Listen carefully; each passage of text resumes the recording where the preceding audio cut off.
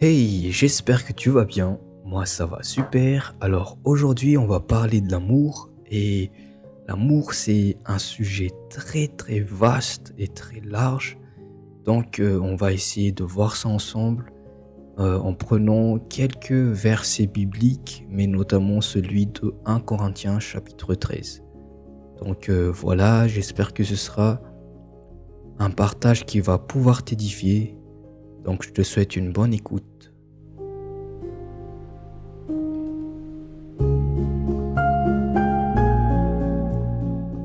L'amour, avant toute chose, c'est d'abord spirituel. Et cet aspect-là, en fait, on peut ne pas trop le comprendre des fois. On a trop tendance à se dire que l'amour, c'est quelque chose de charnel, de l'attachement. L'amour, c'est peut-être quelque chose d'amical, quelque chose de sentimental ou d'émotionnel. Peut-être que l'amour, c'est tout ça, en fait. Mais je pense que l'amour est d'abord spirituel parce que la Bible déclare que Dieu est amour. Celui qui n'aime pas n'a pas connu Dieu parce que Dieu est amour. Mais Dieu, il est esprit. Si Dieu est amour et que Dieu est esprit, donc l'amour est avant toute chose spirituel. En fait, l'amour même en soi est un des fruits de l'esprit. C'est quelque chose qu'on ne s'efforce pas d'avoir. C'est quelque chose que Dieu nous donne. Au début de la création, quand Dieu nous a créés, il nous a dit qu'il nous a fait à son image. Donc en chacun de tout être humain, il y a déjà cet amour en nous. Peut-être que on ne sait pas trop comment le vivre parfois. Peut-être que ça se révèle mal. Peut-être que c'est entaché et qu'on ne peut pas le vivre de la manière la plus pure et la manière la plus sincère qu'on voudrait le vivre en fait. Parce qu'on est entaché par le péché. Et s'il y a quelque chose qui ravage, qui entache l'amour, c'est d'abord le péché. Mais je pense que au fond de nous, la manière dont Dieu nous a créés, il nous a mis ça en nous parce qu'il est écrit au début qu'il nous a fait à son image. Il nous a mis de lui en nous. Donc, il y a de l'amour en chaque être humain. Mais seulement, on ne sait pas trop comment ça puisse émaner en fait parce qu'on est séparé de Dieu, parce que c'est entaché par le péché. Donc, on ne peut pas le vivre comme il doit être vécu parce qu'on est séparé de Dieu. C'est tout l'enjeu. Même si l'amour est en nous, on ne peut pas le vivre parfaitement, on ne peut pas aimer parfaitement si on est séparé de Dieu, si on n'a pas Dieu.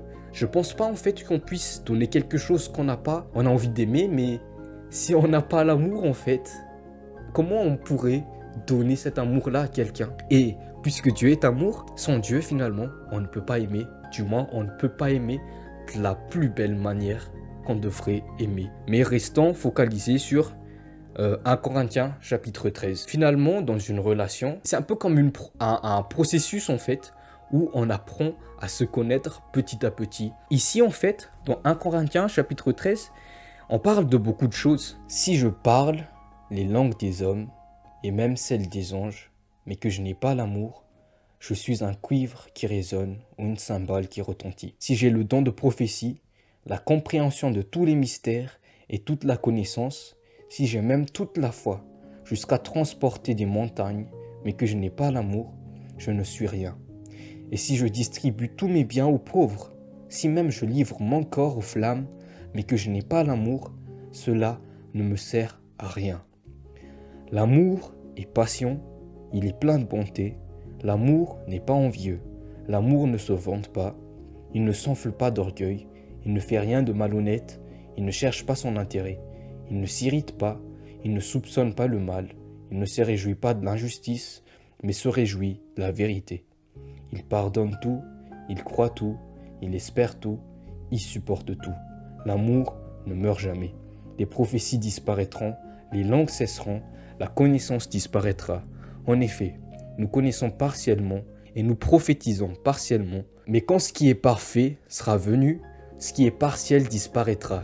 Lorsque j'étais enfant, je parlais comme un enfant, je pensais comme un enfant, je raisonnais comme un enfant. Lorsque je suis devenu un homme, j'ai mis fin à ce qui était de l'enfant. Aujourd'hui, nous voyons au moyen d'un miroir de manière peu claire, mais alors nous verrons face à face. Aujourd'hui, je connais partiellement, mais alors je connaîtrai complètement, tout comme j'ai été connu. Maintenant donc, ces trois choses restent, la foi, l'espérance, l'amour, mais la plus grande des trois, c'est l'amour. Amen. Voilà donc ce que ça nous dit dans 1 Corinthiens chapitre 13. L'amour, c'est bien au-delà de quelque chose qu'on va isoler. C'est pas juste une petite partie de quelque chose, mais c'est tout un ensemble. Si on reste sur une petite partie de l'amour, on risque de ne pas voir toutes les facettes en fait. Verset 4, l'amour est patient, l'amour est plein de bonté, l'amour n'est pas envieux, l'amour ne se vante pas, il ne s'enfle pas d'orgueil, il ne fait rien de malhonnête, il ne cherche pas son intérêt, il ne s'irrite pas, il ne soupçonne pas le mal, il ne se réjouit pas de l'injustice, mais il se réjouit de la vérité, il pardonne tout, il croit tout, il espère tout, il supporte tout. Je pense en fait qu'il y a même d'autres aspects qu'on peut encore trouver dans l'amour au-delà de tout ça, mais ici, Paul montre déjà que, voilà déjà, quelque chose qui doit être vu dans comment l'amour doit être. Et on peut comprendre en fait que finalement c'est des choses assez difficiles. C'est pas toujours quelque chose de plaisant, mais c'est des choses qui demandent un peu de se décentrer un peu de nous-mêmes, parce que j'ai l'impression en tout cas, je sais pas si toi aussi tu vois ça, mais quand je regarde tous les aspects qu'il est dit de l'amour ici, j'ai l'impression que l'amour finalement c'est vraiment une déconnexion de ce qui me concerne moi, mais on dirait que c'est un total focus sur son prochain. Parce que si je veux être patient, ben je le fais pas pour moi. L'amour n'est pas orgueilleux.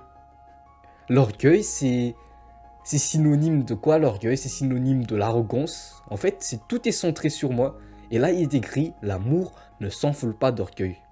Il ne fait rien de malhonnête. Tout ce que tu fais par malhonnêteté, c'est pour ton gain personnel. L'amour ne cherche pas son intérêt. Et voilà un point qui appuie bien tout ce que je viens de dire. Il ne cherche pas son intérêt. Il ne s'irrite pas, c'est-à-dire il ne se met pas en colère.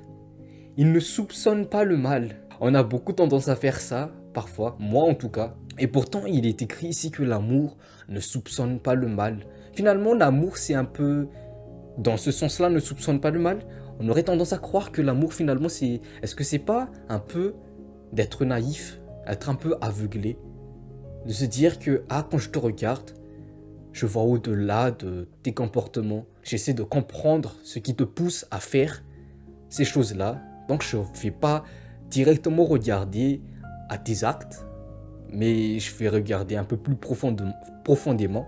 Je ne vais pas directement soupçonner, en fait, que voilà, tu fais ça par méchanceté, mais je vais d'abord regarder au-delà de ça et ne pas soupçonner le mal. Si je peux un peu parler de lui, mon frère, par exemple, il y a un caractère que j'aime bien chez lui. Aujourd'hui, il a cette capacité-là à essayer toujours de comprendre les gens. Quand il va dans la rue et que quelqu'un le bouscule, il ne s'irrite pas. Avant, c'était le cas. Il pouvait s'irriter facilement, mais aujourd'hui, il a complètement une autre façon de penser. Et il se dit à chaque fois, bon, peut-être qu'il a eu une mauvaise journée. Et je trouve que c'est ça, finalement, ne pas soupçonner le mal. Dire que, voilà, les choses que les gens te font, peut-être que c'est pas forcément contre moi. Peut-être qu'il a passé une mauvaise journée, ou bien peut-être qu'il y a quelque chose qui n'est pas bien réglé dans sa vie personnelle, et que voilà, il fallait un peu qu'il fasse ça, ou je sais pas.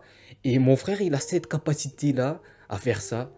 Je suis sûr que ça vient pas de lui, mais que lui aussi, le Saint-Esprit œuvre en lui. Autre chose, il ne se réjouit pas de l'injustice, mais il se réjouit de la vérité.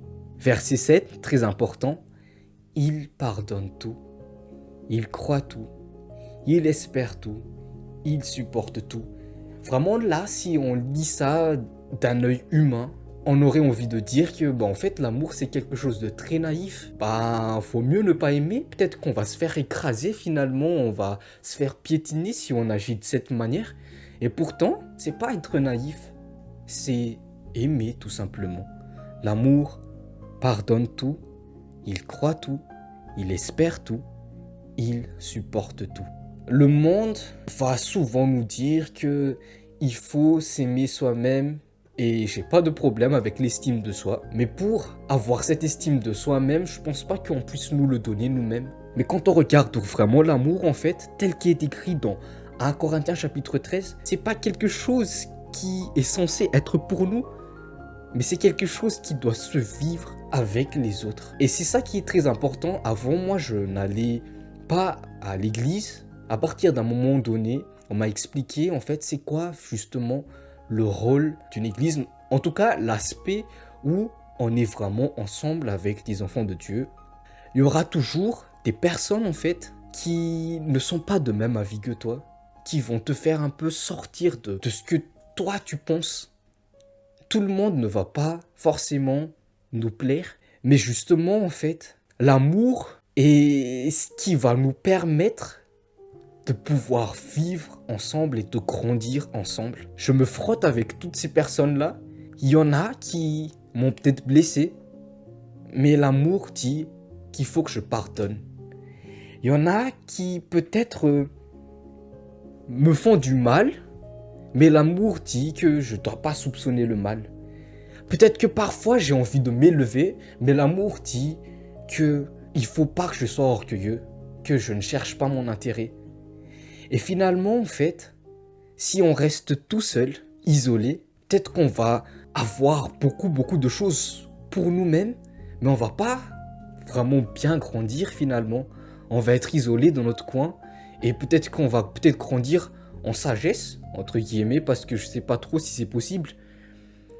Et peut-être qu'on va avoir beaucoup de connaissances, lire la Bible tous les jours et regarder ce qu'il y a à l'intérieur et comprendre toutes les choses. Mais finalement, on va pas pouvoir exercer l'amour parce que je pense que pour pouvoir aimer, il faut être avec les autres. Être confronté à ça justement.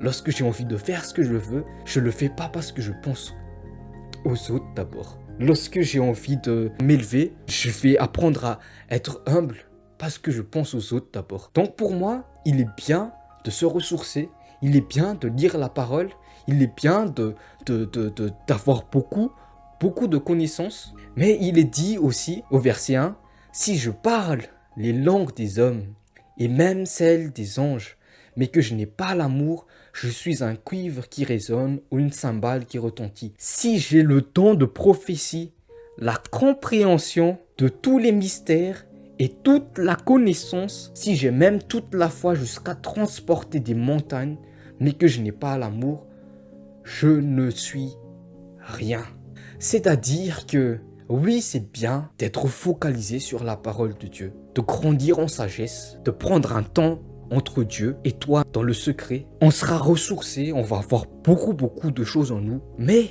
on a beau avoir de la connaissance, on a beau avoir de la sagesse, on a beau comprendre tous les mystères de l'univers, mais si on n'a pas l'amour, ce chapitre nous dit on ne sert à rien. On est juste comme un cymbale qui retentit. C'est impossible de grandir tout seul. Dans l'Ancien Testament, dans, je pense, Proverbes, je ne sais pas exactement comment c'est dit, mais en tout cas, être ensemble, en fait, te permet de s'aiguiser, de t'aiguiser. Être avec les autres aussi, ça nous permet justement de faire grandir cet amour-là, parce qu'il est clairement dit ici, si je n'ai pas l'amour, je ne suis rien. Ça va même plus profond, en fait, parce que l'amour, c'est pas quelque chose qui est censé être superficiel.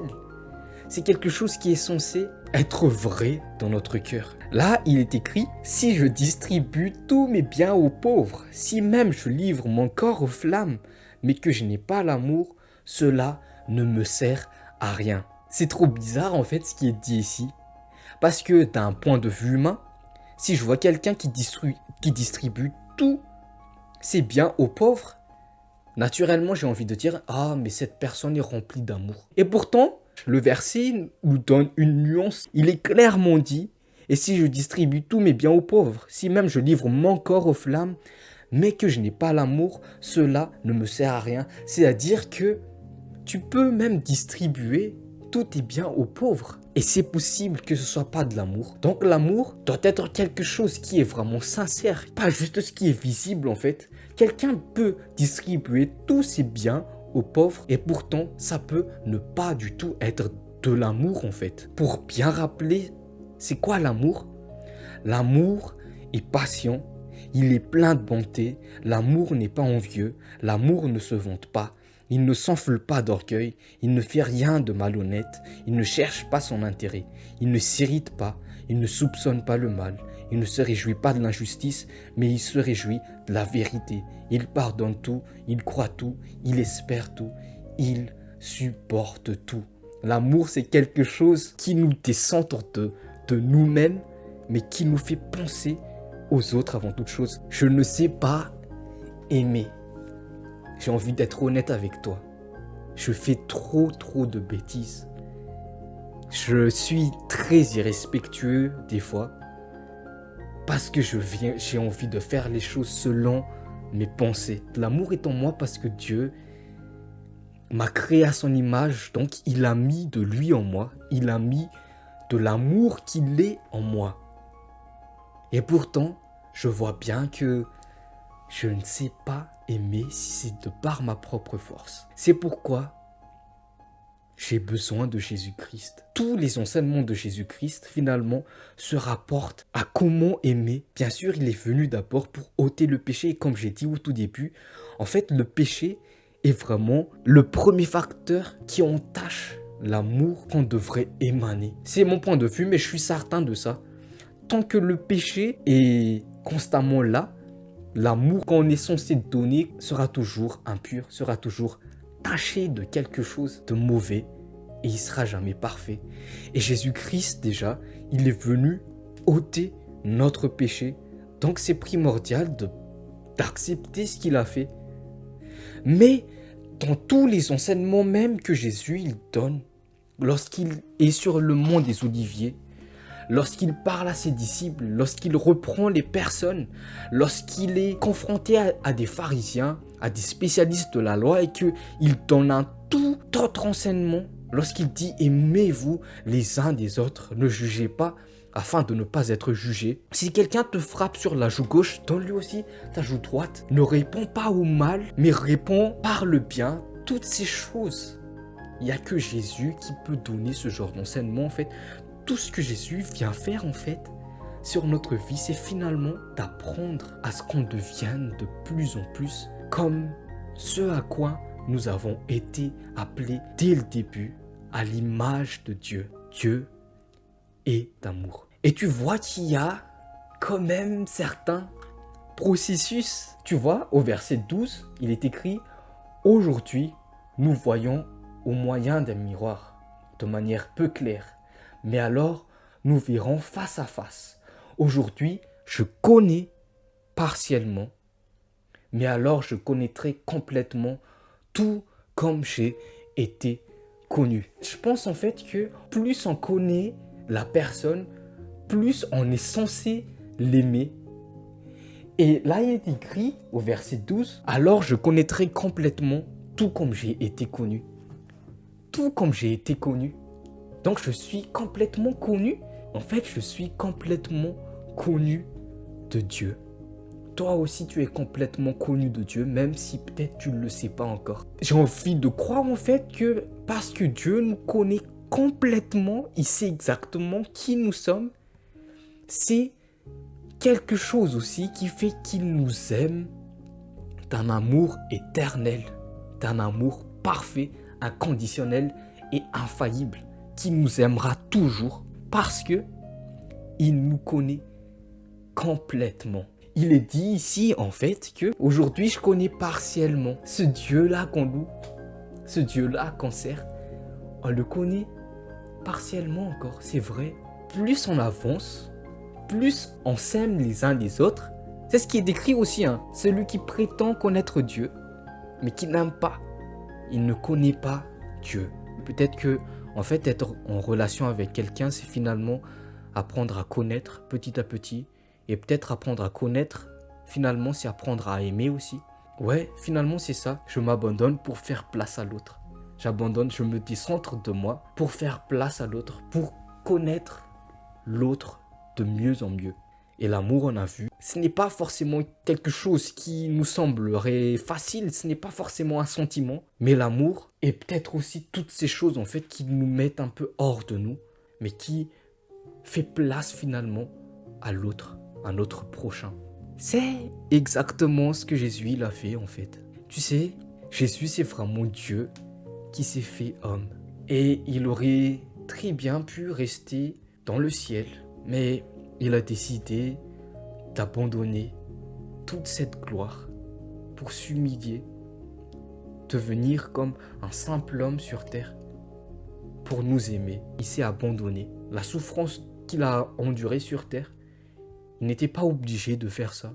Mais en nous regardant, toi et moi, il s'était dit, ok, j'aime cette personne.